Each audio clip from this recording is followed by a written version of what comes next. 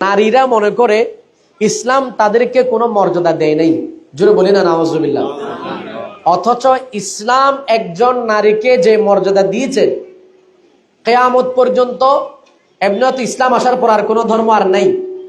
ইসলামের পূর্বে যত ধর্ম ছিল, কিয়ামত পর্যন্ত যেহেতু আর ইসলাম ছাড়া অন্য কোনো ধর্মের গ্রহণযোগ্যতাও নাই, তো ইতিপূর্বে যত ধর্ম ছিল কোন ধর্ম ইসলামের মতো এত মর্যাদা এত সম্মান নারীকে দেয় নাই, যেটা বলেন না সুবহানাল্লাহ। কোরআনুল কারীমে গোটা একটা সূরা আছে নারীর নামে। কি নাম? সূরাতুন নিসা। আপনি দেখি কোরআন শরীফ খুলেন তো, কোরআন শরীফের মধ্যে কোথাও কি সূরাতুর রিজাল পুরুষের নামে কোন সূরা আছে? আচ্ছা বলেন, কোরআন শরীফের সূরা কয়টি আছে? আপনারা বলবেন না। এখানে মঞ্চের মধ্যে ওলামায়ে কেরাম আছেন, আমি আলেমদের থেকে আজকে কোনো প্রশ্ন জিজ্ঞেস করবো না। আলহামদুলিল্লাহ আপনাদের মসজিদের সহকারী ইমাম সাহেব আছেন, ইতিপূর্বে ইমাম সাহেব আলোচনা করে আপনারা শুনেছেন। আমার সাথে এসেছেন সফর সঙ্গী হয়ে আমার শ্রদ্ধেয় মামাজান খতিবের হাট কাদেরিয়া তৈবিয়া জামে মসজিদের সম্মানিত ইমাম সাহেব, আমার শ্রদ্ধেয় মামা হাফেজ মৌলানা মোহাম্মদ আমানুল্লাহ কাদেরী সাহেব সহ। তো ওলামায়ে কেরামদেরকে নয়, ওনারা তো আলহামদুলিল্লাহ জানেন, আমি শুধুমাত্র আপনাদের থেকে জানতে চাচ্ছি, বলেন কোরআন শরীফে কয়টা সূরা আছে? মাশাআল্লাহ, আমার মুরব্বী বলছে 114টি। আলহামদুলিল্লাহ 114টি সূরা কোথায় আছে কোরআন শরীফে? তাই আপনারা বলেন, কোরআন শরীফের মধ্যে সূরাতুর রিজাল পুরুষের নামে কোন সূরা আছে? আছে কি? সূরাতুন নিসা। এরপরও আমাদের নারীরা বলে ইসলাম তাদেরকে মর্যাদা দেয় নাই, জোরে বলেন না নাউজুবিল্লাহ। কোরআন শরীফের মধ্যে নারীর অধিকার সম্পর্কে অনেক কথা বলেছেন। এই কথা খ্রিস্টানদের বাইবেল বলে নাই, এই কথা ইহুদিদের তাওরাত বলে নাই, এবং বৌদ্ধদের ত্রিপটক সেখানের মধ্যে কোনো কথা আসে নাই। এরপর আপনার জিন্দা বেস্তা হিন্দুদের বেদ, কোন কিতাবের মধ্যে কোন বইয়ের মধ্যে নারীর ব্যাপারে, নারীর মর্যাদা সম্পর্কে, নারীর অধিকার সম্পর্কে কোনো কথা বলে নাই। যা বলার একমাত্র ইসলামই বলেছে, জোরে বলেন সুবহানাল্লাহ। তাহলে ইসলাম নারীকে সম্মান দিয়েছেন, কতটুকু দিয়েছেন ইনশাআল্লাহ আপনাদের যদি ধৈর্য থাকে আপনারা শুনতে পাবেন। যে নারীকে ইসলাম আসার পূর্বে মাটির নিচে দাফন করা হতো, ইসলাম সেই নারীকে মায়ের মর্যাদা দিয়েছেন আর বলেছেন আল জান্নাতু তাহতা আকদামিল উম্মাহাত।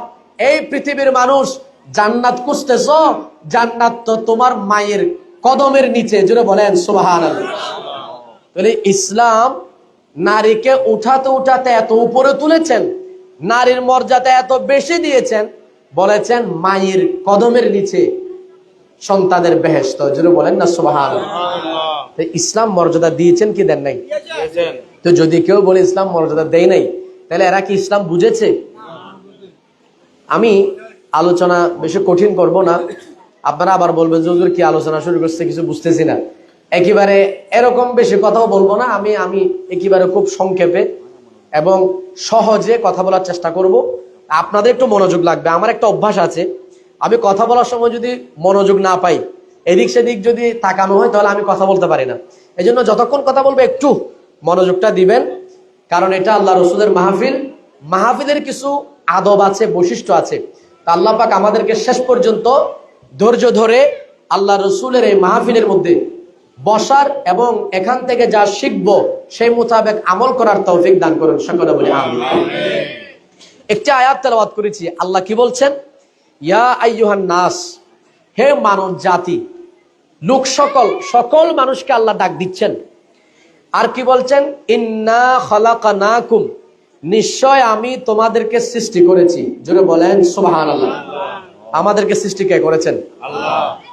আল্লাহর নামটা এত ছোট, একটু বড় করে বলেন। আমাদেরকে সৃষ্টি করেছেন কে? আল্লাহ। আল্লাহ বলছেন ইন্না খালাকনাকুম, আমি তোমাদেরকে সৃষ্টি করেছি কোত্থেকে? মিন যাকারিন আও উনসা, একজন পুরুষ একজন রমণী থেকে। তার মানে আমাদের সৃষ্টির সূচনা থেকে দুজন আছে, একজন মা আছে, একজন বাবা আছে, অর্থাৎ একজন পুরুষ আছে, একজন মহিলা আছে।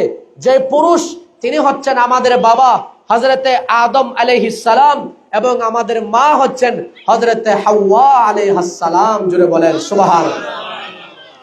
তাহলে আল্লাহ বলছেন আমি তোমাদেরকে সৃষ্টি করলাম দুজন থেকে, একজন পুরুষ একজন নারী, ঠিক তো?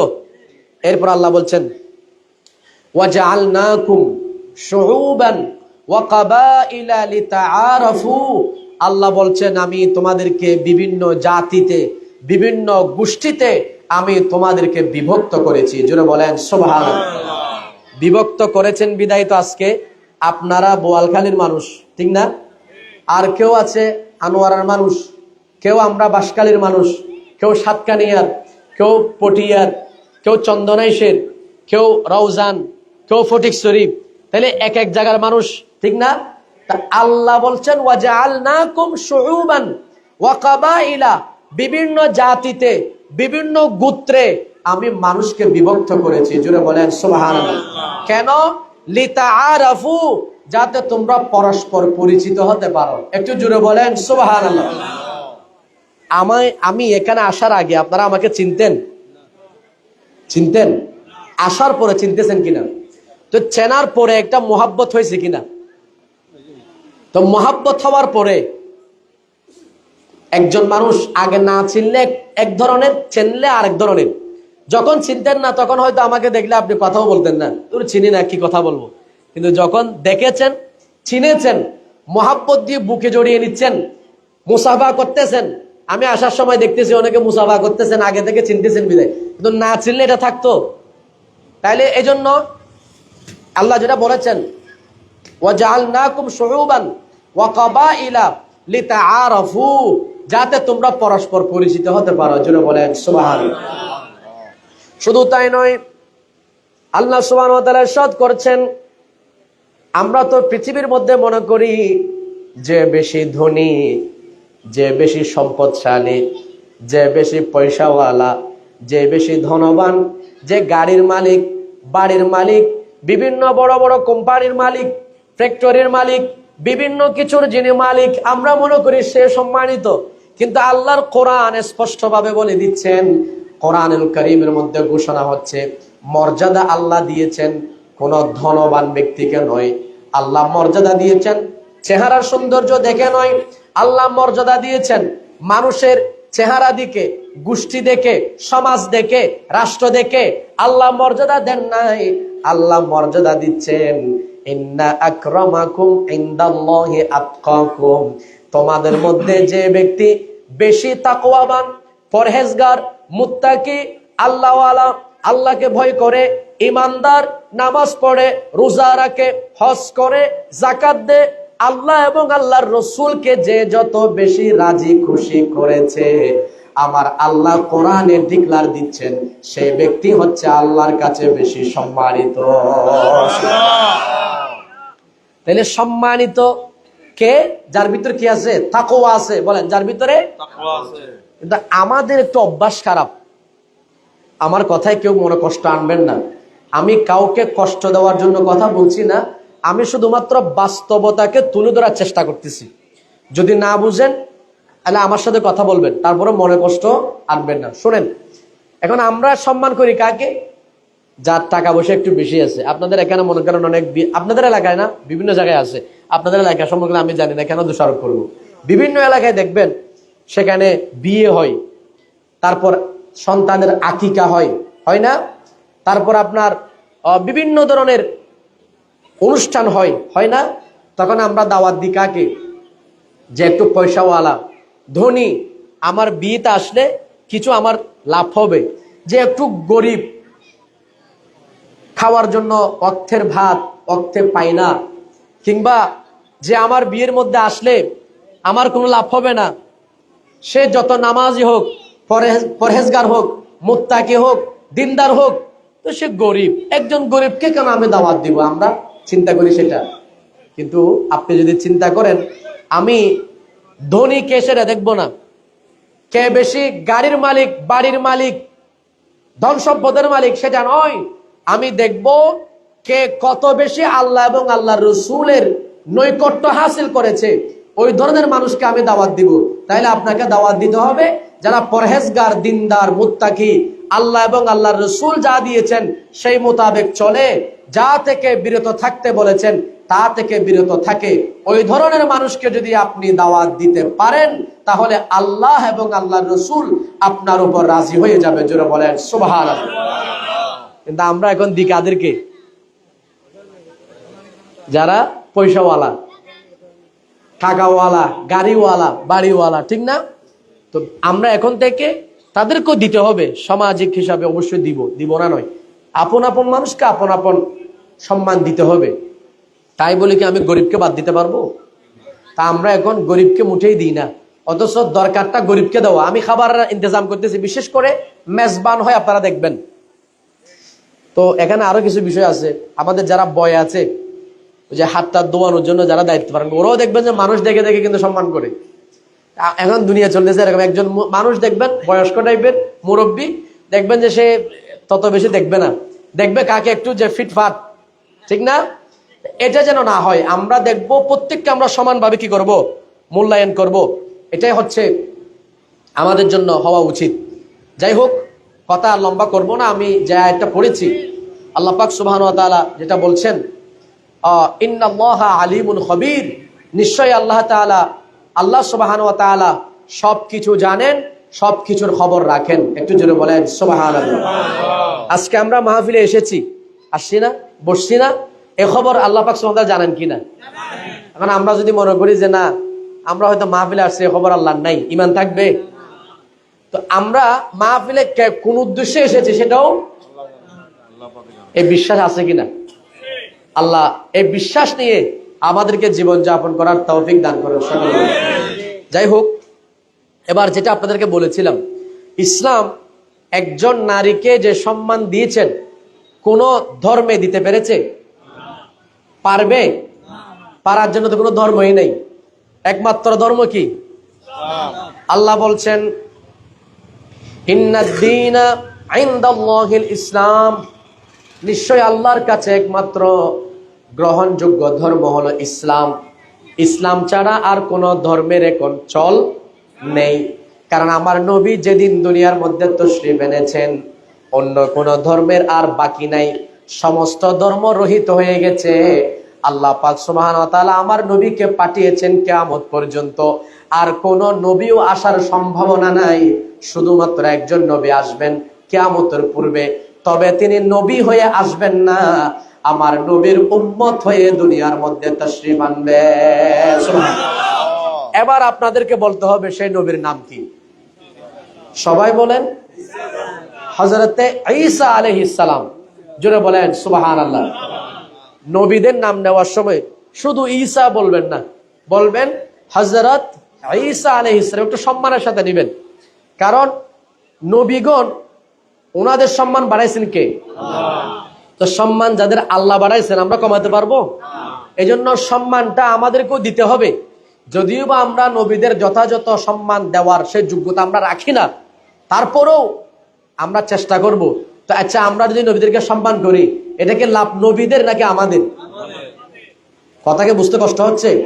আপনারা এই সরকিজিরপুরের যত মানুষ আছেন, আপনারা সবাই মিলে যদি সিদ্ধান্ত নেন আগামীকাল থেকে আমরা কোনো নবীকে সম্মান করব না, কোনো নবীর নাম নেব না, নবীকে সালাতু সালাম দিব না, নবীর নামে ইয়া নবী সালাম আলাইকে পড়ব না, নবীর কোনো ক্ষতি হবে? ক্ষতি কার হবে? আমাদের ক্ষতি হবে। তো আমরা যদি সবাই মিলে বলি সারা বিশ্বের সমস্ত মানুষ সবাই একযোগে আমরা নবীর উপর সালাম করব, দরুদ পড়ব, নবী নবী করব, নবীর কোনো লাভ হবে? আপনারা ভয় পাচ্ছেন। লাভ নবীর নয়, লাভ আমাদের। কারণ নবী আমাদেরকে এগুলো শিখাই দিয়েছেন উম্মতকে পার করানোর জন্য। সুবহানাল্লাহ।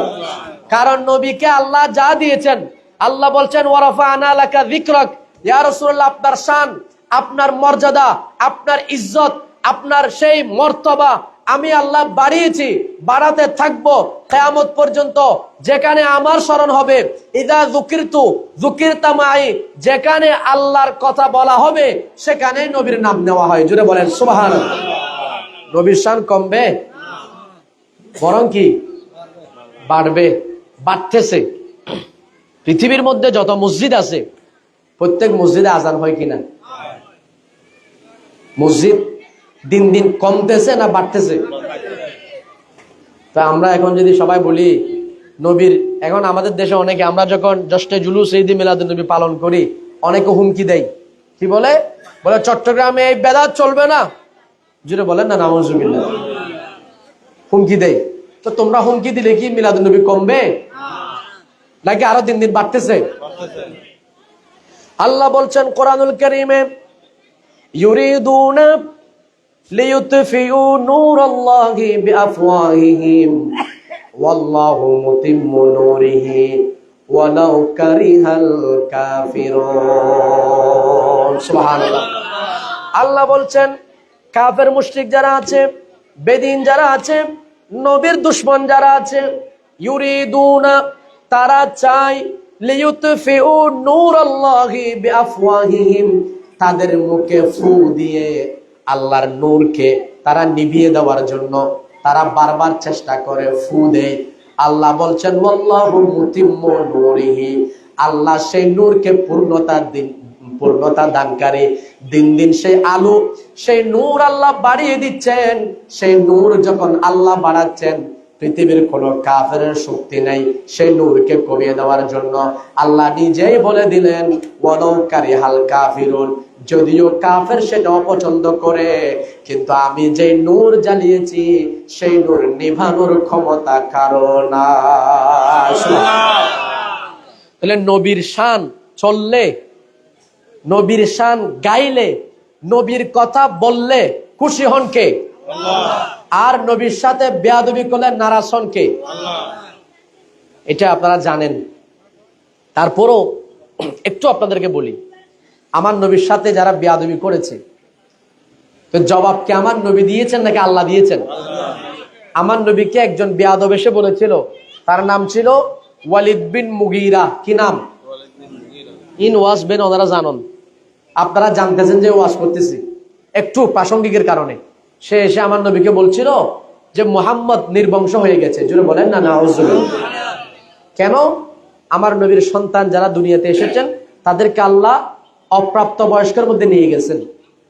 এখন কাফেররা বলা বলি করতেছে, বিশেষ করে ওয়ালিদ বিন মুগীরা বলে মুহাম্মদের নাম নেওয়ার মতো পৃথিবীতে আর কেউ বাকি নাই, যা সন্তান দিয়েছে সব নিয়ে গেছে। জোরে বলি না নাউজুবিল্লাহ। আল্লাহ বলছেন এ পৃথিবীর মানুষ, আমার নবীকে যদি কেউ মন্দ বলে, সে জবাব আমার নবী দিবেন না, আমার নবীকে দিতে হবে না। আমি লামকানের রব, তার আমার নবীর পক্ষ থেকে জবাব দিয়ে দেব। সুবহানাল্লাহ। আল্লাহ বলতে লাগলেন নুন। আল্লাহর কোরআনুল কারীমের মধ্যে আল্লাহ স্পষ্ট করে বলছেন নুন ওয়াল কালামি ওয়া মা ইয়াসতুরুন মা আনতা বিনিআমাতি রাব্বিকা বিমাজনুন ওয়া ইন্না লাকা লাআজরান গায়রা মামনুন। এভাবে বলতে বলতে আল্লাহ আমার নবীর শান বলতেছেন। কি বললেন? ওয়া ইন্নাকা লাআলা খুলুকিন আযীম। আমার নবীর শান আল্লাহ বলতেছেন। তো নবীর শান তো আল্লাহ শিখিয়েছেন, তা আমরা যদি নবী নবী করি, নবীর শান পড়ি, বেদাত হবে না, শিরিক হবে না। তো যারা শিরিকের ফতোয়া দিচ্ছে তাদের কাছে একটু জিজ্ঞাসা করেন তো, গোটা কোরআন তো আল্লাহ নাজিল করেছেন আমার নবীর শান। যেন বলেন না সুবহানাল্লাহ। আপনি শিরিক বলে কয়টা মুসলমান করতে পারবেন? ইমাম আলা হযরত বলছেন, আয় রেজা খুদে সাহেবে कुरान मदा है हुजूर, तुझसे कब मुमकिन है फिर मिदहत रसूलुल्लाह की। अर्श हक है मसनद रिफात रसूलुल्लाह की, देखनी है हशर में इज्जत रसूलुल्लाह की। জোরে বলেন সুবহানাল্লাহ। নবীর শান বাড়িয়েছেন কে? আল্লাহ। তো গোটা কোরআন কার শান? জোরে বলেন না কার শান? তো নবীর শান যখন আল্লাহ বাড়িয়েছেন, তো পৃথিবীর কেউ কি নবীর শান কমাতে পারবে? না। এখন যারা বারবার বলতেছে যে তোমরা নবী নবী করো, নবী নবী করো, নবী নবী করবো না কেন? আল্লাহ তো সবকিছু সৃষ্টি করেছেন সেই নবীর জন্যই। যেন বলেন সুবহানাল্লাহ। নবী না হলে আল্লাহ কেউ সৃষ্টি করতেন? আমাদের একজন আলেম ছিলেন, ইন্তেকাল করেছেন, আল্লাহ ওনার কবরকে জান্নাতের বাগিচা বানিয়ে দেয়। তিনি কি বলেছিলেন? আমার জিকির নবী নবী, দু চোখে মদিনার ছবি। জোরে বলেন সুবহানাল্লাহ। আমার জিকির নবী নবী, দু চোখে মদিনার ছবি। নবীর প্রেমে দিতে রাজি, নবীর প্রেমে দিতে রাজি, জীবনের সকল আমি নবীজির পাগল, আমি মদিনার পাগল, আমি নবীজির পাগল, আমি মদিনার পাগল। জোরে বলেন সুবহানাল্লাহ। তো নবী নবী করলে খুশি হন কে? আল্লাহ যদি খুশি হয়, পৃথিবীর কোন মোল্লা যদি অসন্তুষ্ট হয়, অসুবিধা আছে? অসুবিধা নেই। মুনাফিক এমনও জ্বলবে, নবীর শান চলবে, নবীর শান চলবে, মুনাফিক জ্বলবে। এরা জ্বলতে থাকুক, এরা জ্বলার জন্য দুনিয়াতে আসছে। জ্বলতে রহো নজদিও জলনা তোমারা কাম হে। আর নবীর শান এটা কিয়ামত পর্যন্ত চলবে। জোরে বলেন সুবহানাল্লাহ। এবার আসেন, যেটা আপনাদের বলতে চেয়েছিলাম, আমার নবীর বিরুদ্ধে বলেছিল ওয়ালিদ বিন মুগীরা, আমার নবীকে একটা গালি দিয়েছে। আল্লাহ তার বিরুদ্ধে একটা দুটা নয়, তার 10টা গুণ আল্লাহ কোরআনুল কারীমের মধ্যে বর্ণনা করে দিয়েছে। সুবহানাল্লাহ। সর্বশেষ যে কথা আল্লাহ বলেছেন বড় মারাত্মক, পৃথিবীর সমস্ত নবীর দুশমনদের জন্য সেখান থেকে শিক্ষা গ্রহণ করা উচিত। আমার নবী সম্পর্কে যে বেয়াদবি করেছে তার সম্পর্কে আল্লাহ কোরআনের আয়াত নাজিল করে দিলেন। আল্লাহ বলছেন উতুল্লিম বাদা যালিকা জানিম, যে ওয়ালিদ বিন মুগীরা আমার নবীর শানে বেয়াদবি করেছে সে বড় কায্যাব। তার সবচেয়ে বড় পরিচয় হচ্ছে সে হচ্ছে জারজ সন্তান। নাউজুবিল্লাহ। তাহলে নবীর শানে যারা বেয়াদবি করে এরা ভালো মানুষ? তাদের জন্ম ঠিক আছে? তো সুতরাং কেউ যদি নিজের জন্মের উপর, নিজের মায়ের উপর যদি দোষারোপ করতে চায়, তাহলে সে নবীর শানে বেয়াদবি করুক, আমাদের কিছু আসে যায় না। আল্লাহ বুঝার তৌফিক দান করুন সকলে বলে আমিন। কথা বললাম, আর বলবো না। এখন আমি আমার বিষয়ে ঢুকবো। বিষয়ের থেকে আর ডানাভাবে যাবো না, চেষ্টা করব আমি আমার বিষয়ে থাকার জন্য। যেটা আমি আপনাদেরকে বলেছি যে আল্লাহ নারীদেরকে যে সম্মান দিয়েছেন, মুসলমান যারা আছেন, যারা কোরআন শরীফ প্রত্যেকদিন পড়েন, সে কোরআনের মধ্যে নারীর সম্মান এত বেশি এসেছে, পৃথিবীর অন্য কোনো কিতাবের মধ্যে এই ধরনের কোনো নজির নাই। যেটা বলেন সুবহানাল্লাহ। এবার আসেন একটা একটা আপনাদেরকে শোনাই। আমার নবী যখন দুনিয়ার মধ্যে তশরিফ আনেন নাই, নবীজি দুনিয়াতে তশরিফ আনার আগে আরবের অবস্থা কেমন ছিল আপনারা জানেন। এমন একটা সমাজ ছিল, কোন কন্যা সন্তান যদি পৃথিবীর মধ্যে জন্মগ্রহণ করত, তাকে আর জীবিত রাখা হতো না, জীবন্ত মাটির মধ্যে ফুতে ফেলা হতো। আল্লাহর কোরআনের মধ্যে সেটা এসেছে। সূরা নাহাল, আপনার 14 নম্বর পারার সূরা নাহালের মধ্যে আল্লাহ পাক স্পষ্ট করে ঘোষণা করেছেন। সূরা নাহাল মানে হচ্ছে মৌমাছি। মৌমাছির নামে আল্লাহ কোরআনুল কারীমের মধ্যে সূরা নাজিল করেছেন। সেই অনেক লম্বা প্রেক্ষাপট, সেদিকে যাব না। সেই সূরার মধ্যে আল্লাহ বলছেন, আয়াত নম্বর 58 এবং 59, আল্লাহ পাক সুবহানাহু ওয়া তাআলা বলছেন, ওয়া ইযা বুশিরা আহাদুহুম বিল উনসা যাল্লা ওয়াজহুহু মুসওয়াদ্দান ওয়া হুয়া কাযীম। যখন কোন বাবাকে সুসংবাদ দেওয়া হতো, তোমার ঘরের মধ্যে একজন কন্যা সন্তান জন্ম নিয়েছে, পৃথিবীর অবস্থা এমন ছিল, সমাজ এত বেশি অধঃপতন হয়ে গিয়েছিল, একজন বাবা যেখানে সন্তান হয়েছে বললে, কন্যা সন্তান দুনিয়াতে আসছে বললে খুশি হওয়ার কথা ছিল, সে লজ্জায় মানুষ থেকে আড়ালে গিয়ে তার নিজের মুখটাকে পর্যন্ত সে ঢেকে রাখত। নাউজুবিল্লাহ। দেখছেন, বর্তমানে আপনাদের যদি ঘরের মধ্যে সন্তান হয়, কন্যা সন্তান হয়, আপনারা মিষ্টি বিতরণ করেন, ঠিক না?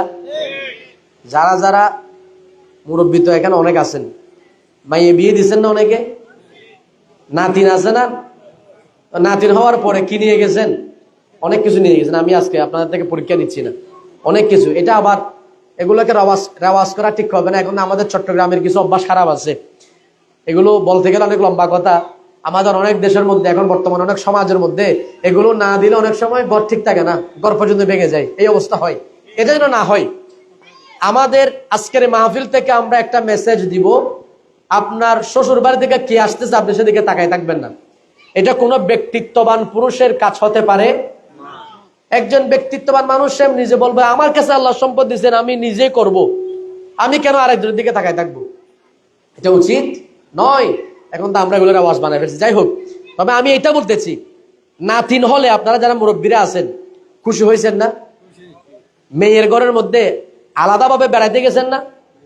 তো এই সমাজ আজকে এরকম অবস্থা, কিন্তু আমার নবী সাল্লাল্লাহু আলাইহি ওয়াসাল্লাম আসার আগে অবস্থা এমন ছিল, সন্তান যখন কন্যা হয়ে জন্মগ্রহণ করত, সে কন্যাকে জীবিত রাখা হতো না, জীবন্ত মাটির নিচে দাফন করতো। যেটা বলেন নাউজুবিল্লাহ। এত বেশি খারাপ হয়ে গেছিল। আল্লাহ বলছেন আল আরাবু আসাদ্দু কুফরান ওয়া নিফাকা, আরব একেবারে কুফরের শেষ পর্যায়ে পৌঁছে গিয়েছিল, নেফাকের শেষ দরজায় পৌঁছে গেছে, তাদের মধ্যে মনুষ্যত্ব বলতে ছিল না। জোরে বলেন নাউজুবিল্লাহ। এমনকি আমি এই বিষয়ের জন্য যখন স্টাডি করেছি, আমার চোখে এটাও পড়েছে, যখন কোন নারীর স্বামী মারা যেত, দেখেন সমাজ কিরকম হয়েছে, কোন নারীর স্বামী যখন মারা যেত, সেই নারী সমাজের মধ্যে মুখ দেখাতে পারতো না, এমনকি সন্তান পর্যন্ত সেই নারীকে নিজের স্ত্রী বলে দাবি করতো। জোরে বলে না নাউজুবিল্লাহ। এতটা খারাপ হয়ে গেছে, অর্থাৎ নিজের সন্তান মায়ের সাথে বেবিচারে লিপ্ত হতো। কি ধরনের সমাজ ছিল আপনারা চিন্তা করছেন? এগুলো বন্ধ করছেন কে? আমার নবী এসেছেন দুনিয়ার মধ্যে, এগুলো বন্ধ করেছেন। এই যে আল্লাহর কোরআন সাক্ষ্য দিচ্ছেন, আল্লাহর কোরআন বলছেন ওয়াইযা বুশরা আহাদুহুম বিল উনসা, যখন তাদের কাউকে কন্যা সন্তান আসার সুসংবাদ দেওয়া হতো, যাল্লা ওয়াজহুহু মুসওয়াদ্দা, তাদের চেহারাকে তারা কালো করে ফেলতো। নাউজুবিল্লাহ। দেখছেন কি অবস্থা হয়েছে সে সমাজের মধ্যে। আরো কি আল্লাহ এর পরে বলছেন ইয়াতাওয়ারা মিনাল কওমি মিন সুই মা বুশরা বি আয়ুমসিকুহু আলা হুনিন আম ইয়াদুসুহু ফিত তুরাব আলা সাআ মা ইয়াহকুমুন। আল্লাহর কোরআন বলছেন ইয়াতাওয়ারা মিনাল কওম, তারা মানুষ থেকে নিজেদেরকে আড়াল করত, পর্দার মধ্যে চলে যেত, মানুষকে চেহারা দেখাতো না। আজকে আমাকে পর্দার গুরুত্ব বলতেছেন না? পর্দার গুরুত্বের ওয়াজ। পর্দা কারা করে বলেন না? নারীরা। পর্দা কারা করে? নারীরা। কিন্তু সমাজে এমন হয়ে গেছে, কোন কন্যা সন্তান যদি পৃথিবীতে জন্ম নিত, বাবা পর্দার মধ্যে চলে যেত। জুড়ে বলেন না নাউজুবিল্লাহ। এত অধপতন হয়েছিল। আল্লাহর কোরআন বলছেন ইয়াতাওয়ারা মিনাল কওমি মিন সুই মা বুশরা বি, মানুষ তাকে যে সুসংবাদ দিয়েছে সেই সুসংবাদের কুপ্রভাবে সে নিজেকে ঢেকে ফেলতো। আর কি আয়ুমসিকুহু আলা হুনিন, সে কি নিজেকে বৎসনা করবে, আম ইয়াদুসুহু ফিত তুরাব, নাকি নিজের কন্যা সন্তানকে মাটির মধ্যে দাফন করে ফেলবে। জোরে বলেন না নাউজুবিল্লাহ। আর আল্লাহ বলছেন আলা সাআ মা ইয়াহকুমুন, এদের ফয়সালাটা কত নিকৃষ্ট, কত নিকৃষ্ট এই ফয়সালা। কিন্তু আমার নবী যখন এসেছেন তখন মেয়ের মর্যাদা কতটুকু হয়েছে আপনারা জানেন? এবার শুনবেন, হাদিসে পাক শুনেন। আমার নবীজি ইরশাদ করেছেন, ইবারত পড়ব না, সময় নাই, নবীজি ইরশাদ করেছেন কিয়ামতের পূর্বে আমার নবী সাল্লাল্লাহু আলাইহি ওয়াসাল্লাম বলছেন, আমার নবীর সময় থেকে কিয়ামত পর্যন্ত যত উম্মত আসবে সমস্ত উম্মতের জন্য আমার নবী এলান করে দিলেন, ও পৃথিবীবাসী শোনো, কারো ঘরের মধ্যে যদি 3 জন কন্যা সন্তান যদি আল্লাহ দান করেন, তারা যদি সেই কন্যা সন্তানগুলোকে যদি লালন পালন করে, সেগুলোকে যদি ভালোভাবে দেখভাল করে, সেগুলোর যত্ন নেই, এবং প্রাপ্তবয়স্ক হয়ে গেলে যদি তাদেরকে যোগ্য পাত্র দেখে যদি পাত্রস্থ করে, এই কাজ যদি করতে পারে, আমার নবীজি বলছেন কিয়ামতের ময়দানে সেই বাবা এবং আমি নবী জান্নাতের মধ্যে এইভাবে থাকবো। এই 2 আঙ্গুল যেভাবে আছে, একটার সাথে একটা লাগানো, লাগানো কিনা? লাগানো না? এই 2টা লাগানো। আমি যদি এটা দিই তাহলে অনেক ফাঁক না? মনে করেন অনেক ফাঁক, কিন্তু আমার নবী এভাবে দেখেছেন। দেখো আমার নবীর সমস্ত সাহাবা একরামকে বলছেন এই 2 আঙ্গুল যেভাবে একটার সাথে একটা লাগানো আছে, কিয়ামতের ময়দানে যখন ফয়সালা হবে, যারা নিজের মেয়েদেরকে আল্লাহর সন্তুষ্টির জন্য লালন পালন করবে, বেশি নয় 3 জন কন্যা সন্তানকে, আমার নবীজি বলছেন কিয়ামতের ময়দানে সে আমার সাথে এত বেশি নিকটে জান্নাতে থাকবে। সুবহানাল্লাহ। এখন কন্যা সন্তান যাদেরকে জীবন্ত দাফন করত, ইসলাম মর্যাদা দিয়েছেন কি কন্যা সন্তান লালন করলে তাদেরকে জান্নাত দেওয়া হবে। সুবহানাল্লাহ। এবার আসেন, আমাদের মা বোনরা খুঁজে পাচ্ছে না ইসলাম তাদেরকে কি মর্যাদা দিয়েছে। আসেন কোরআনুল কারীমের মধ্যে যাই, অন্য জায়গার মধ্যে গেলে দেখবেন আল্লাহ পাক সুবহানাহু ওয়া তাআলা মার ব্যাপারে কোরআনুল কারীমে বলছেন, মা বাবার সেবার ব্যাপারে আপনারা নিজেরাই জানেন। এই আয়াত আপনারা অনেকবার শুনেছেন, হয়তো আপনাদের খতিব সাহেব আলোচনা করেছেন, ইমাম সাহেব আলোচনা করে থাকেন। সেটা কি 15 নম্বর পারা, যে আয়াত সবার মুখস্থ থাকার কথা। মা বাবা সম্পর্কে যারা জানেন, আল্লাহ বলছেন ওয়াকাদা রাব্বুকা আল্লা তা'বুদু ইল্লা ইয়্যাহু ওয়া বিল ওয়ালিদাইনি ইহসানা। সুবহানাল্লাহ। আল্লাহ বলছেন ওয়াকাদা রাব্বুকা, তোমার রব ফয়সালা করে দিয়েছেন, আল্লাহ তা'বুদু ইল্লা ইয়্যা, আল্লাহ ছাড়া তোমরা কারো ইবাদত করতে পারবে না। আর কি ওয়া বিল ওয়ালিদাইনি ইহসানা, তোমরা পিতা মাতার সাথে সদ্ব্যবহার করো। সুবহানাল্লাহ। কার সাথে? মা বাবার সাথে। তো মাও আছে বাবাও আছে, কিন্তু ইসলাম মাকে গুরুত্ব আরো বেশি দিয়েছেন। মাকে কি দিয়েছেন? গুরুত্ব বেশি দিয়েছেন। আমার কথা নয়, শোনেন, আমার নবীর দরবারে একজন সাহাবী আসলেন, এসে বললেন ইয়া রাসূলুল্লাহ, ইয়া হাবিবাল্লাহ, আপনার কাছে জানতে চাই, আমি যদি কারোর সাথে ভালো ব্যবহার করি, আমার ভালো ব্যবহারের সবচেয়ে বেশি উপযোগী কে? আমি সবচেয়ে বেশি ভালো ব্যবহার কার সাথে করব? বেশি হকদার কে? আমার নবী বলছেন উম্মুকা, তোমার মা। এরপরে সাহাবী বললেন সুম্মা মান ইয়া রাসূলুল্লাহ, এরপরে আমি কার, কে বেশি হকদার? আমার নবী বলছেন উম্মুকা। আবার জিজ্ঞাসা করলেন ইয়া রাসূলুল্লাহ, তৃতীয় নম্বরে বলেন আমার ভালো ব্যবহার পাওয়ার জন্য সবচেয়ে হকদারকে? আমার নবী বলবেন উম্মুকা। কয়বার বলছেন? জোরে বলেন কয়বার?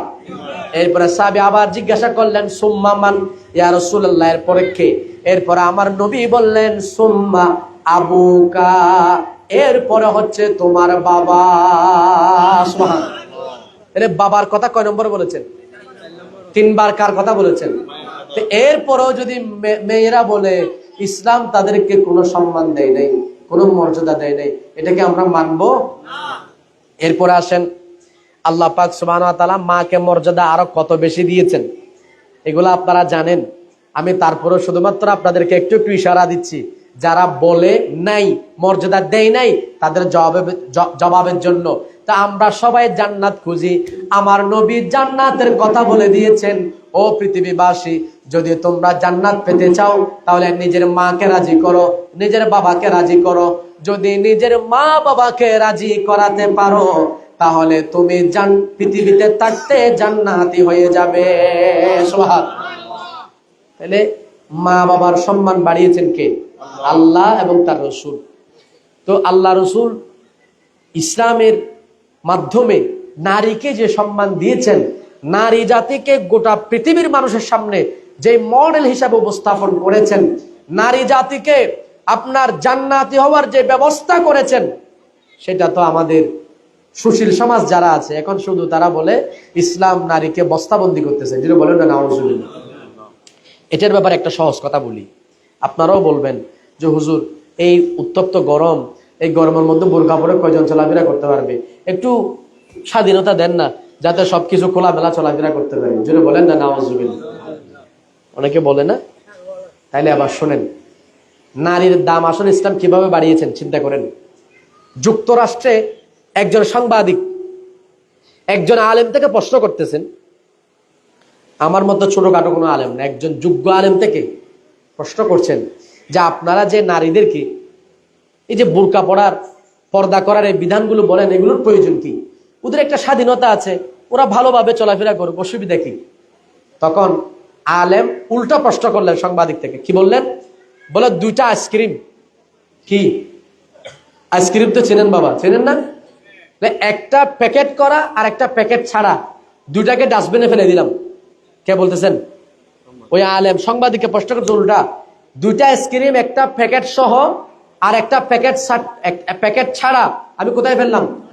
ডাস্টবিনে ফেললাম। তা আপনি সেখান থেকে নিতে বললে কোনটা নেবেন? আপনাদেরকে প্রশ্ন করি নাই, প্রশ্ন কাকে করছে? সাংবাদিককে। সাংবাদিক বলছে আমি নিলে প্যাকেটওয়ালা নিব, তখন ওই আলেম বলছেন ইসলাম মূলত সেটাই বলে, যেন বলেন না সুবহানাল্লাহ। ইসলাম নারীর মর্যাদা সেভাবে বাড়িয়েছে, কারণ যারা বেপরদার মধ্যে চলে, পর্দা ছাড়া ঘোরাফেরা করে, তাদের কোনো নিরাপত্তা নাই। আর যারা পর্দা সহকারে চলে, তাদের মর্যাদা যেমন দুনিয়ার মধ্যে বেড়ে যায়, আল্লাহও তাদের মর্যাদা বাড়িয়ে দেন, সুবহানাল্লাহ। এবার আসেন আরেকটা হাদিস শুনেন। আমার নবী সাল্লাল্লাহু আলাইহি ওয়াসাল্লাম ইরশাদ করেছেন, কোন মহিলা যদি ঘর থেকে বেপরদা বের হয়, কোন পর্দা? বা পর্দা নয়, কি পর্দা? বেপর্দা। পর্দা ছাড়া যদি কোন মহিলা বের হয়, আমার নবীজি বলছেন সেই মহিলার অবস্থা কি হবে? আমার নবী সাল্লাল্লাহু আলাইহি ওয়াসাল্লাম ইরশাদ করেছেন, হাদিসটি বর্ণনা করেছেন হযরত হাসান বসরি রাদিয়াল্লাহু তাআলা আনহু। তিনি বলছেন, ক্বালা রাসূলুল্লাহি সাল্লাল্লাহু আলাইহি ওয়াসাল্লাম লাআনাল্লাহুন নাযিরা ওয়াল মানযুরা ইলাইহি। জোরে বলেন না নাউযুবিল্লাহ। আমার নবী বলছেন, যে দৃষ্টি দেয় এবং যার উপর দৃষ্টি পড়ে, উভয়ের উপর আল্লাহ লানত করেন। জোরে বলেন না নাউযুবিল্লাহ। তার মানে বুঝছেন, যে নারী বেপরদা চলতেছে, তো বেপরদা চললে তার দিকে পুরুষের চোখ যাবে কিনা? তা আমার নবী বলছেন, যে নারী বেপরদা ঘর থেকে বের হবে, সেই নারীর উপর যে পুরুষের চোখ পড়বে, সেই পুরুষের উপরও আল্লাহ লানত করেন, এবং যে মহিলা বেপরদা বের হয়েছে তার উপরও আল্লাহ লানত করেন। তো লানতের সুযোগ করে দিয়েছে কে? এই মহিলা বেপরদা হওয়ার কারণে। তো আপনি যদি পর্দা সহকারে চলেন, তাহলে আপনি নিজেও বাঁচবেন, এবং আপনি পর্দায় থাকার কারণে আরেকজন পুরুষও বেঁচে যাবে। জোরে বলেন সুবহানাল্লাহ। ইসলাম কত সুন্দর, চিন্তা করে দেখেছেন? এবার আসেন, কথা বলতে গেলে অনেক বলতে হবে। আমার নবী সাল্লাল্লাহু আলাইহি ওয়াসাল্লাম নারীকে মর্যাদা দিয়েছেন, অনেক দিয়েছেন। কিভাবে দিয়েছেন? আমাদের এখানে মাদ্রাসার ভাইরা আছেন যারা ফরায়েজ পড়েছেন, ফরায়েজের মধ্যে আসহাবে ফরায়েজ আছে 12 জন। কয়জন? পিতা, দাদা, বৈপিত্রীয় ভাই, স্বামী, এই 4 জন হচ্ছে পুরুষ। 4 জন কি? পুরুষ। এরপরে কি? স্ত্রী, কন্যা, নাতনি, নিজবোন, সৎবোন, বৈপুত্রীয় বোন, মাতা, দাদি, মোট হচ্ছে 8 জন। এই 8 জন হচ্ছে মহিলা। তো আসহাবে ফরায়েজের মধ্যে সংখ্যা বেশি কার? মহিলার। তো সম্পদ পাওয়ার ক্ষেত্রে যদিও বা আল্লাহ বলেন লিযযাকারি মিসলু হাজ্জিল উনসায়াইন, নারী পুরুষের অর্ধেক পাবে, এটা তো একটা বিধান, ঠিক আছে, এটার ব্যাখ্যা আছে, এটা আমি পরে বলতেছি। কিন্তু অংশ পাওয়ার ক্ষেত্রে সংখ্যা বেশি হচ্ছে নারীদের। পুরুষ পাচ্ছে 4 জন, আসহাবে ফরায়েজের মধ্যে মহিলা পাচ্ছে 8 জন। জোরে বলেন না সুবহানাল্লাহ। এরপরও মহিলা বলতেছে ইসলাম কিছু দেয় নাই। ইসলাম যা দিয়েছে অন্য কেউ দিতে পেরেছে? খ্রিস্টান ধর্মের মধ্যে আছে যে এদের রীতি, আমি এখানে কিছু কিছু নোট করেছি, সময়ের কারণে বলতে পারতেছি না, অনেক সময়ের প্রয়োজন আছে। কারণ আমি আগেও বলেছি, এটা আমার জন্য খুব টাফ বিষয়, কারণ আমরা ছোট মানুষ, এগুলো এমন মুরব্বিয়ানা বিষয়। তারপরেও যখন আমাদের ভাইরা আমাকে বিষয় দিয়েছেন, আমি চেষ্টা করতেছি সেই বিষয়ের আলোকে কথা বলার জন্য। খ্রিস্টান ধর্মের মধ্যে বলা হয় যে, বলে নারীর জন্য এতটুক যথেষ্ট, সে লজ্জিত হওয়ার জন্য সে নারী হয়ে কেন জন্ম নিয়েছে। জুড়ে বলেন না নাউযুবিল্লাহ। নারীকে এত কিছু তুচ্ছ তাচ্ছিল্য করেছে। আরো কি বলেছে? বলে নারী হচ্ছে নরকের দরজা। জুড়ে বলেন না নাউযুবিল্লাহ। আরো কি বলেছে? বলে এরা হচ্ছে পাপের প্রতিমা। জুড়ে বলেন না নাউযুবিল্লাহ। এগুলা খ্রিস্টান ধর্ম। ইসলাম ধর্ম তো নারীকে সে কথা বলেন নাই। ইসলাম ধর্ম বরং কাউকে দিয়েছেন মায়ের মর্যাদা, কাউকে দিয়েছেন বোনের মর্যাদা, কাউকে দিয়েছেন স্ত্রীর মর্যাদা। আবার যে সময় যাকে যে মর্যাদা দিয়েছেন, সেই মর্যাদা হক আদায় করার জন্য আল্লাহ কোরআনে পাকও বলে দিয়েছেন, আমার নবী হাদিসে পাকের মধ্যে স্পষ্ট ঘোষণা করে দিয়েছেন। এগুলো একটা একটা বলতে গেলে অনেক সময়ের প্রয়োজন, তারপর আমি সামান্য একটু একটু আপনাদেরকে বলি। আসেন, আমার নবী সাল্লাল্লাহু আলাইহি ওয়াসাল্লাম নারীদের সম্পর্কে কি বলছেন দেখেন। আজকে তারা বলে ইসলাম সম্মান দেয় নাই, কিভাবে দিয়েছেন দেখেন। আল্লাহর নবী বলছেন, আদ-দুনিয়া কুল্লুহা মাতাউন ওয়া খায়রু মাতাইদ দুনিয়া আল মারআতুস সালিহা। পৃথিবীর সমস্ত কিছু হচ্ছে ভোগ বিলাসের বস্তু, কিন্তু সবচেয়ে উত্তম বস্তু হচ্ছে নারী। সুবহানাল্লাহ। নারীকে আল্লাহ বলছেন সবচেয়ে উত্তম সম্পদ। উত্তম বলেছেন ইসলামের মধ্যে, তো এরকম তো পুরুষের ব্যাপারে নাই। আবার কোরআন শরীফের মধ্যে অন্য জায়গায় বলছেন, ওয়ালাইসা যাকারু কাল উনসা। পৃথিবীর মধ্যে এমন কিছু নারী আছে যাদের মতো কোনো পুরুষই নেই। যেন বলেন না সুবহানাল্লাহ। এগুলোর অনেক ব্যাখ্যা আছে, সময় সংক্ষেপ। যেমন হযরত মরিয়ম আলাইহিস সালাম, উনার নামে আল্লাহ কোরআনের মধ্যে একটা সূরা নাজিল করেছেন। কি নাজিল করেছেন? আপনাদেরকে আমার কথা বুঝতে কষ্ট হচ্ছে? শেষ করে দিব? কথা বলতেছেন না, একটু আওয়াজ করতে হবে। আপনাদের আওয়াজ মনে হয় একটু কমে গেছে। আমি অনেক কষ্ট করে কথা বলতেছি, অসুবিধা নাই। তা আপনারা, আমি যখন কষ্ট করতেছি আপনারা একটু কষ্ট করতে পারবেন না? একটু মনোযোগ দিয়ে আওয়াজ দিয়ে বলতে পারবেন? তাহলে একটু জিকির করেন, হাসবি রাব্বি জাল্লাল মা ফি কলবি নূর মুহাম্মদ সাল্লাল্লাহু আরেকটু মোহাম্মদ, হাসবি রাব্বি জাল্লাল মা ফি কলবি নূর মুহাম্মদ সাল্লাল্লাহু बकरियां जिसने चराई थी ऐ हलीमा तेरी, अर्श पर वही गया था मुझे मालूम न था। हस्बी रब्बी मा फी क़ल्बी नूर मोहम्मद हस्बी रब्बी जल्लल्लाह मा फी क़ल्बी नूर मोहम्मद सल्लल्लाह जिसने उम्मत के लिए रो के गुजारी राती, জোরে বলেন সুবহানাল্লাহ। আমার নবী সারা রাত উম্মতের জন্য কাঁদতে কাঁদতে শেষ করে দিয়েছেন। সুবহানাল্লাহ। কেঁদেছেন উম্মতকে বাঁচানোর জন্য, নিজের জন্য নয়। এখন তো অনেকে আছেন যে নবী কিয়ামতের ময়দানে নিজেই চিন্তিত থাকবেন যে মিজানের পাল্লা ভারী হয়, মানে মিজানের পাল্লার মধ্যে কি গুনার পাল্লা ভারী হয় নাকি বদির পাল্লা ভারী হয়, নেকির পাল্লা ভারী হয় না বদির পাল্লা ভারী হয়? যদি বলেন না নাউজুবিল্লাহ। নবী কি এই ধরনের কথা বলে? অথচ হযরত আয়েশা সিদ্দিকা রাদিয়াল্লাহু তাআলা আনহা আমার নবীকে বলছেন, যখন আমার নবী রাত্রে দাঁড়িয়ে দাঁড়িয়ে নামাজ পড়তেন, পা মুবারক ফুলে যেত। এগুলো কিসের নামাজ? তাহাজ্জুদের নামাজ। কিসের নামাজ? তাহাজ্জুদের নামাজ পড়তেন, পা মুবারক ফুলে যেত। আয়েশা সিদ্দিকা রাদিয়াল্লাহু তাআলা আনহা জিজ্ঞাসা করলেন, ইয়া রাসূলুল্লাহ, ইয়া হাবিবাল্লাহ, আপনার তো কোনো গুনাহ নাই, এত রাত পর্যন্ত আপনি দাঁড়িয়ে দাঁড়িয়ে নামাজ পড়েন, এত রাত্রে দাঁড়িয়ে দাঁড়িয়ে নামাজ পড়তে পড়তে আপনার কদম মুবারক ফুলে যায়, ওগো নবী আপনার তো কোনো গুনাহ নাই, এত কষ্ট করেন কেন করেন? আমার নবী জবাব দিতে লাগলেন, ও আয়েশা শোনো, আফালা আকুনা আবদান শাকুরা, আমি কি আল্লাহর শুকরগুজারকারী বান্দা হব না? আল্লাহ আমাকে রহমতুল লিল আলামিন বানিয়েছেন, সমস্ত নবীদের নবী বানিয়েছেন, সৈয়দুল মুরসালিন বানিয়েছেন, খাতামুন নবিয়্যিন বানিয়েছেন, শফিউল মুযনিবিন বানিয়েছেন, আমাকে সমস্ত নবীর উপর শ্রেষ্ঠত্ব দান করেছেন। এরপরও যদি আমি আল্লাহর শুকরিয়া জ্ঞাপন না করি তাহলে কেমনে হবে? সুবহানাল্লাহ। এখন আমাদের দেশে অনেকে বলে রক্ত মাংসে গড়া, দোষে গুণে ভরা। জোরে বলেন না নাউজুবিল্লাহ। যারা নবীকে এ ধরনের কথা বলে ঈমান আছে? আছে না গেছে? থাকবে কোত্থেকে? ওদের তো এমনি নিজেদের অস্তিত্ব নাই। সুযোগ পাইলে কোথায় চলে যায়? মন্দিরে। এদিকে আমরা মাজার জিয়ারত করলে আমাদেরকে মাজার পূজারি বলে, আবার সুযোগ পাইলে কোথায়? মন্দিরে গিয়ে তাদের সাথে মিলে আবার কি পূজাও করে। আরো বলে কি বলে? রোজা পূজা, রোজার সাথে পূজা, পূজাকে মিলাই ফেলতেছে। জোরে বলেন না নাউজুবিল্লাহ। কিসের আশায়? একটা বুটের আশায়। তো যারা বুটের জন্য ঈমান বিক্রি করে দেয় তাদের অবস্থা কি হবে? তাদের থেকে আমরা দিন শিখতেছি। আর ওয়াজের মধ্যে বসলেই নায়ক নায়িকার কথা। এখন আপনারা দেখতেছেন না, ওয়াজে বসছে, শেষ থেকে একবারে শুরু থেকে শেষ পর্যন্ত নায়ক নায়িকা।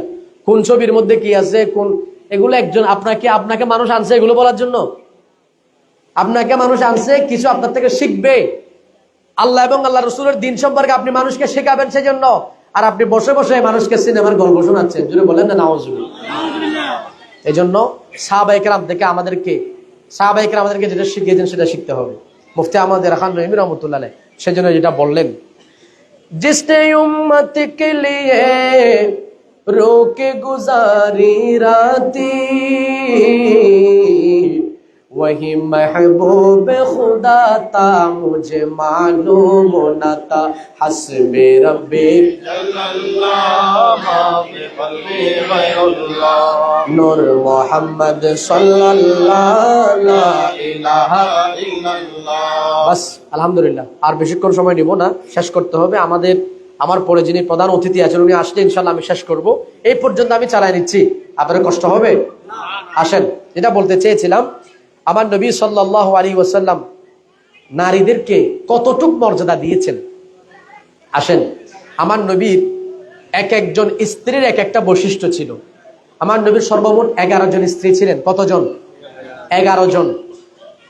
তো 11 জন স্ত্রীর মধ্যে আল্লাহ পাক সুবহানাহু ওয়া তাআলা এক একজন স্ত্রীকে এক একটা মর্যাদা দান করেছেন। যেমন হযরতে আয়েশা সিদ্দিকা রাদিয়াল্লাহু তাআলা আনহা, উনি হচ্ছেন ফকিহাতুল উম্মাহ, উম্মতের একজন মহৎ ফকি ছিলেন হযরতে আয়েশা সিদ্দিকা রাদিয়াল্লাহু তাআলা আনহা।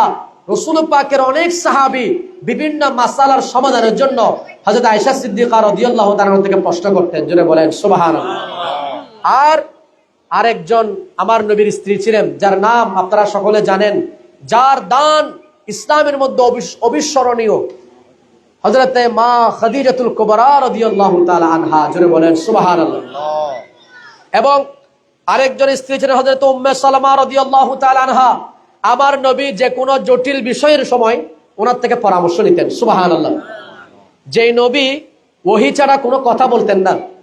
আল্লাহর কোরআন বলছেন, ওয়ামা ইয়ানতিকু আনিল হাওয়া ইন হুয়া ইল্লা ওয়াহয়ু ইউহা।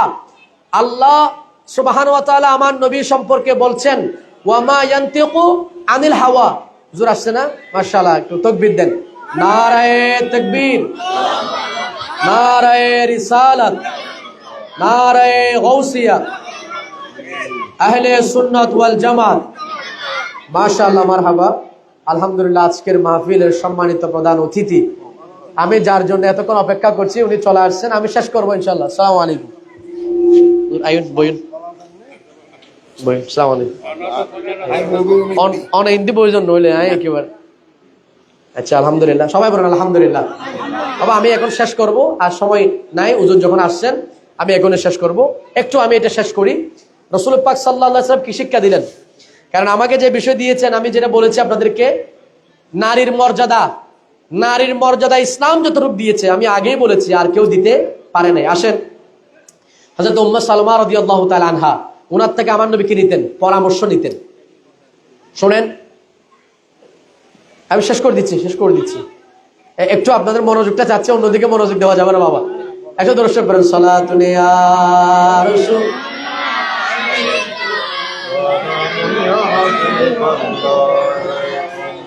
আলহামদুলিল্লাহ, হুজুর যখন আসছেন এখন আলোচনা করতে আর একটু ভালো লাগবে। কারণ যখন কোনো যোগ্য আলেম পাশে থাকেন তখন কথা বলতে একটা সাহসের জন্য তাকে, ভুল হলে ওনারা আমাদেরকে শুধরে দিবেন।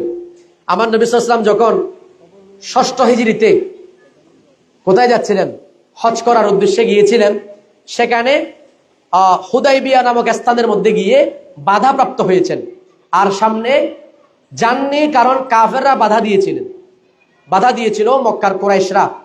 তো আমার নবী সাল্লাল্লাহু আলাইহি ওয়াসাল্লাম সেখানে একটা চুক্তি করেছিলেন। তো চুক্তির মধ্যে যত বিষয় ছিল সবগুলো ছিল বাহ্যিকভাবে তাদের পক্ষে, মুসলমানদের বিপক্ষে। সমস্ত সাহাবায়ে কেরাম নারাজ, সবাই একেবারে অত্যন্ত মন খারাপ। এমনকি হযরত ফারুক আজম আমার নবীর কাছে এসে বললেন, ইয়া রাসূলুল্লাহ, আপনি কি আল্লাহর সত্য নবী নয়? আপনাকে আল্লাহ কি সত্য বানিয়ে পাঠান না? ইসলাম কি সত্য নয়? এবং বলছেন, আলাসনা আলাল হক, আমরা কি সত্যের উপর নাই? আপনি কেন তাদের এতগুলো কথা মেনে নিচ্ছেন? আমার নবী বলছেন, ফারুক আজম, একটু ধৈর্য ধরো, আমি আল্লাহর সত্য নবী, ইসলামও সত্য, এর মধ্যে কোনো সন্দেহ নাই, তুমি একটু ধৈর্য ধারণ করো। জোরে বলেন সুবহানাল্লাহ। এরপরে গেলেন কার কাছে? সিদ্দিক আকবরের কাছে। ফারুক আজম সিদ্দিক আকবরের কাছে গিয়ে একই প্রশ্ন করলেন যে, আলাসনা আলাল হক, আমরা কি সত্যের উপর নাই? ইসলাম কি সত্য নয়? নবী কি সত্য নয়? তাহলে রাসূল পাক কেন তাদের সব কথা মেনে নিচ্ছেন? কিন্তু আমার নবী আগেই বলে দিয়েছেন, এটা প্রায় বুখারী শরীফের হাদিস, এটা প্রায় 2.5 পৃষ্ঠা থেকে 3 পৃষ্ঠা হাদিস, এত লম্বা হাদিস। এটা তাদের যত শর্ত হয়েছে, চুক্তি হয়েছে, এগুলো সব সেখানে লিপিবদ্ধ হয়েছে, অনেক লম্বা হাদিস। তো সেখানে আমার নবী আগেই বলে দিয়েছেন, কাবার হুরমত রক্ষার্থে আমাকে যত কিছু করতে হয়, যত কোরবান করতে হয়, আমি নবী করার জন্য রাজি আছি। জোরে বলেন সুবহানাল্লাহ। তারপরেও আমি কাবার হুরমতকে নষ্ট হতে দিব না। তো ঠিক আমার নবী যেমন কাবার হুরমত নষ্ট হতে দেন নাই, তো কাবাও আমার নবী যেদিন দুনিয়ার মধ্যে তশরিফ এনেছেন, সেদিন আমার নবীর হুজুরার দিকে ঝুঁকে পড়ে তাজিম করেছিলেন। সুবহানাল্লাহ। কথা একটু আশেপাশে যাচ্ছি আর কি, শেষ করবো, অসুবিধা নেই। তো আলা হযরত এটা একটা শেয়ারের মধ্যে খুব সুন্দর করে বলেছেন, এটা আমি প্রায় সময় পড়ি, তো আজকেও একটু বরকতান পড়তেছি। ইমাম আলা হযরত একটা শেয়ার না পড়লে অন্তরের মধ্যে শান্তি আসে না। ইমাম আলা হযরত বলছেন, तेरी आमद तीक बैतुल्लाह मुजरे को झुका, तेरी आमद तीक बैतुल्लाह मुजरे को झुका, तेरी आमद तीक बैतुल, तेरी आमद तीक हर बुत तर तरा कर घिर गया। अल्लाह अल्लाह अल्लाह अल्लाह, সবাই একটু পড়েন আল্লাহ আল্লাহ अल्लाह अल्लाह, बंदा मिलने को करीब हजरत कादिर गया, लम्हाए बातिन में गुमने जलवाए जाहिर गया। अल्लाह अल्लाह अल्लाह अल्लाह अल्लाह अल्लाह अल्लाह, জোরে বলেন সুবহানাল্লাহ। আমার নবী কি বলেছিলেন? বলে কাবার হুরমত রক্ষার্থে আমাকে যত ত্যাগ স্বীকার করতে হয় আমি নবী করব। তা আমার নবী যেমন কাবার হুরমত রক্ষা করেছেন, কাবাও আমার নবী যেদিন তশরিফ এনেছেন সেদিন আমার নবীর ঘরের দিকে ঝুঁকে পড়ে তাজিম করেছেন। সাথে সাথে যতগুলো মূর্তি ছিল সমস্ত মূর্তি আমার নবীর হুজরা মুবারকের দিকে ঝুঁকে পড়ে আমার নবীর ঘরের দিকে সেজদা করেছেন। সুবহানাল্লাহ। কথা সংক্ষেপ, আমাকে এক ভাই আসার সময় বলেছিলেন, হুজুর একটা বিষয়ে একটু কথা বলেন। আমি সময় না থাকার কারণে বলতে পারতেছি না। আপনারা দেখতেছেন আমার বিষয় যেটা দিয়েছে, আমি বিষয়ের 20 ভাগের 1 ভাগও বলতে পারি না, আমার যা নোট আছে। আমি শেষ করতেছি কথা, শোনেন যেটা বলতেছিলাম। হযরত ফারুক আজম এখন রাসূল পাকের কাছে যখন বললেন, এরপরে কার কাছে গেলেন? সিদ্দিক আকবরের কাছে। ওনাকেও গিয়ে একই কথা বললেন। সিদ্দিক আকবর একই জবাব দিলেন, এই ফারুক আজম অধৈর্য হইও না, একটু ধৈর্য ধারণ